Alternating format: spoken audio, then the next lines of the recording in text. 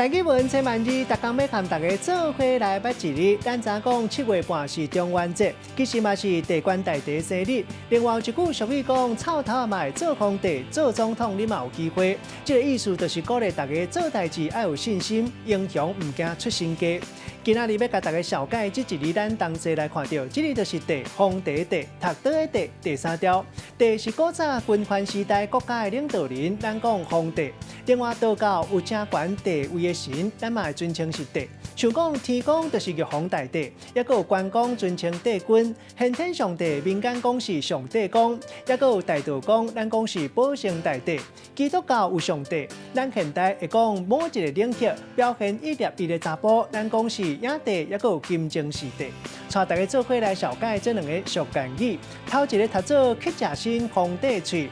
字面的意思是讲乞食讲话，亲像皇帝开口。这字句的意思是比如一个人讲话真昂声、真大声，含家己的身份无适配。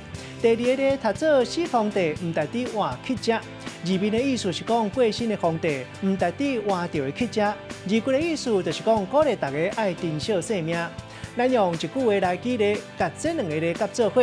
譬如讲，一时失志免怨叹，千万唔通想袂开，因为死皇帝唔值得活乞食。